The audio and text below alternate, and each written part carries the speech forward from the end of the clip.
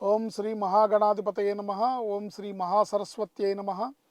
శ్రీపాదవల్లభ నృసింహ సరస్వతి శ్రీ గురుదేవ దత్తాత్రేయాయ నమః.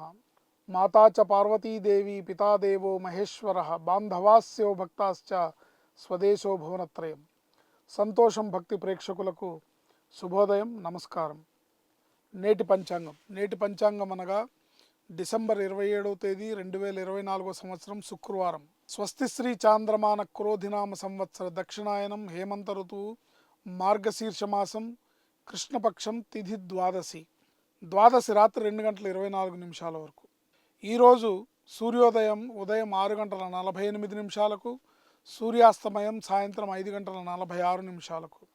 నక్షత్రం విశాఖ నక్షత్రం రాత్రి 8 గంటల 24 నిమిషాల వరకు. యోగం ధృతి యోగం రాత్రి 10 గంటల 33 నిమిషాల వరకు. కరణం కౌలవ కరణం పగలు 10 గంటల 33 నిమిషాల వరకు. తదుపరి తైతుల కరణం రాత్రి 2 గంటల 24 నిమిషాల వరకు. అమృత గడియలు పగలు 10 గంటల 45 నిమిషాల లగాయతు 12 గంటల 31 నిమిషాల వరకు.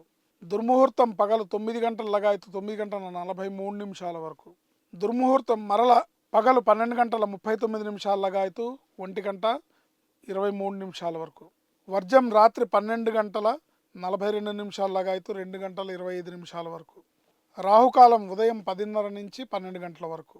ముఖ్యమైన కార్యక్రమాలు, చెక్కుల మీద సంతకాలు, అగ్రిమెంట్లు, కమిట్మెంట్స్, మీటింగ్స్ ఇత్యాది అంశాలన్నీ కూడా ఈ దుర్ముహూర్తము, వర్జము, రాహుకాలము ఈ సమయంలో చేయకుండా ఉండటం మనకి సత్ఫలితాలను ప్రసాదిస్తుంది. అమృత గడియల్లో కానీ అభిజిత్ గడియల్లో కానీ చేసుకోవడం ఉత్తమమైన మార్గం.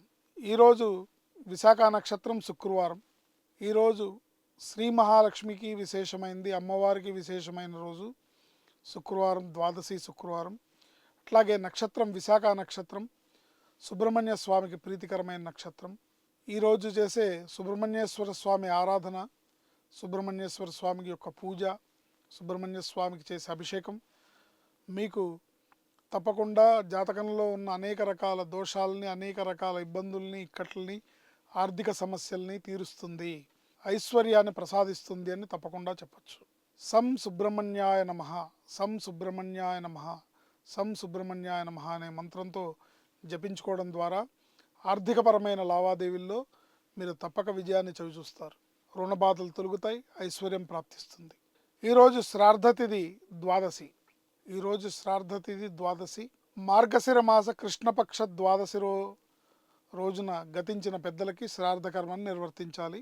మన కుటుంబంలో ఎవరైనా మార్గశిర మాస కృష్ణపక్ష ద్వాదశి రోజు గతించిన పెద్దలుంటే వారికి శ్రాద్ధకర్మ నిర్వర్తించడం ద్వారా పితృదేవతానుగ్రహాన్ని, తద్వారా వంశాభివృద్ధిని పొందగలుగుతారు. శ్రీమాత్రే నమః. శుభం, లాభం, జయం.